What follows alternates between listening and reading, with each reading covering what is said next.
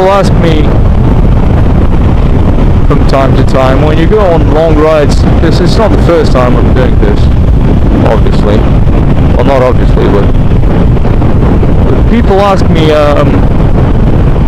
what do I fear the most? I don't exactly fear anything. It's not fear. If I'm... Oh, for fuck's sake, you bloody maniac. It's not fear exactly. It's more like apprehension. The first thing I think is the others, because you can ride as well as you want, but if a guy decides to pass on a red light in the intersection you're precisely going through, well, it most probably is over for you. And it's a definite question of karma, I'm guessing. Of course you can slow down before the intersection and all, but if something's gonna happen, then something's gonna happen. I don't believe in fate so much as I do believe in the complete randomness of things. It's not that it's written somewhere, because you still make your decisions at the end of the day, but it's random. It's really random, because there's... Shut up, you fucking bitch.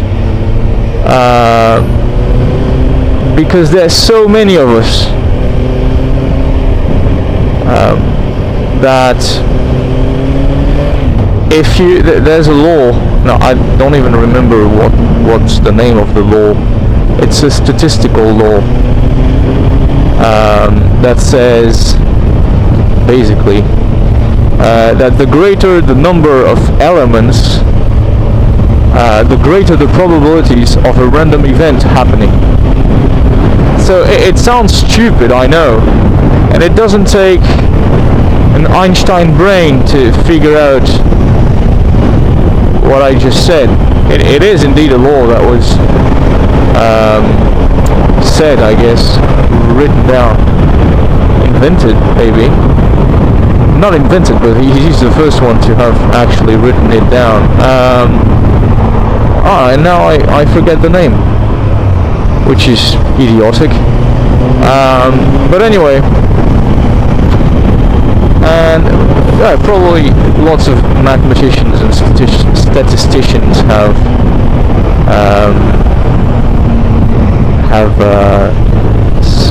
said something about it. In any case, so that's what I believe in. Pure statistics, sorry.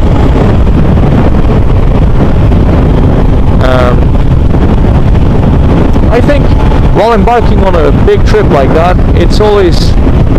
No, what comes to my mind is belief. What do I believe in? Because lots of people, including my father, will make signs, you know, before they leave a place to a long voyage. I don't believe in God, nor do I believe in any deity at all. If I'm honest, I've never spoken about religion. Well, maybe I've given you a clue or two about what I think in some of my videos, but I've never talked about it because it's a pretty sensitive subject, and I wouldn't want to hurt any of you by talking about it the way I would with my friends, for example.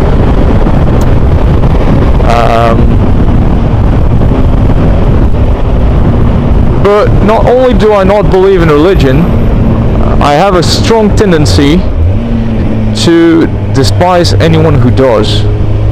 Now, I know that this is a defect in my character, in my personality, and I know it is wrong to feel that way. And there are many believers, actually most of my friends do believe in God in the Christian Catholic sense of the term, and I love them. My best friend actually believes in God, and one of my best friends is a church-going Catholic, which has become very rare in France also. But if I don't know the person, I have a tendency to despise them because of their belief.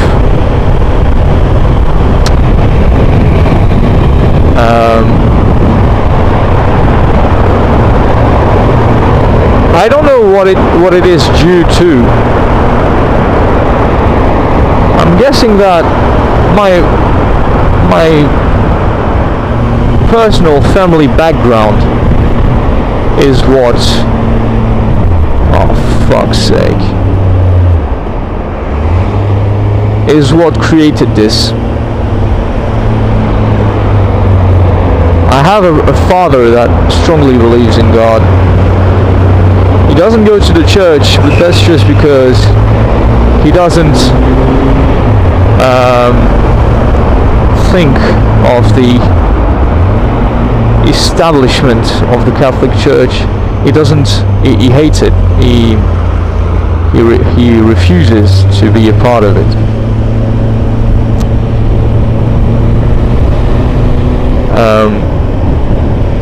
But he believes, and he does all the prayer and stuff because that's part of his culture. Even though the establishment part, the church, the money that the church takes and all, he doesn't do that. But it always kind of irritated me that he would put his faith and belief not in himself, but in something that he doesn't see. And I'm not,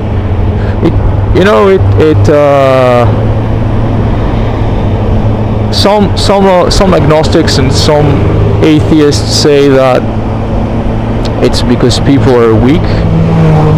I don't believe that my father is weak.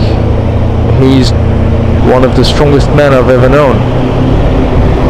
My father, when he was my age, he wasn't going to England on a motorcycle to have fun with some mates. He was in Africa fighting for the Portuguese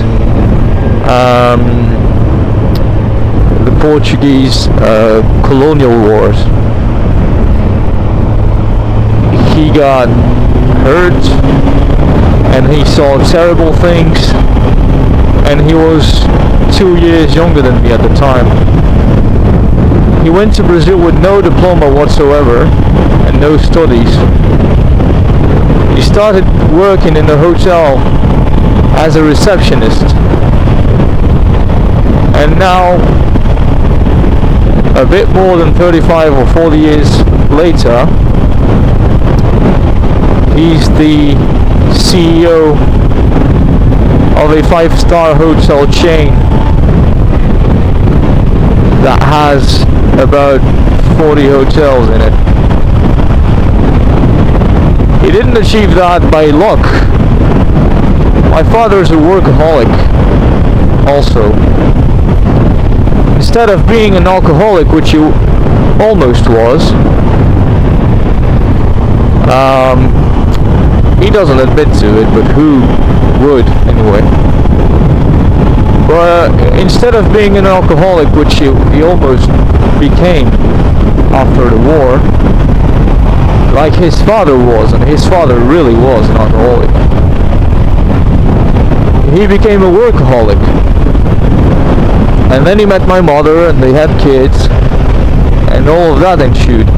And one of the reasons why my parents divorced was because my father was a workaholic.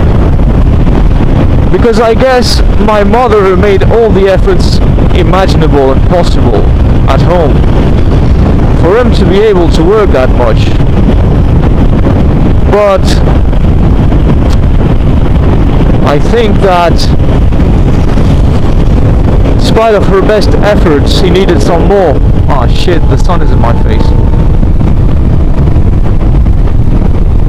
So that's what happened. And they had a divorce.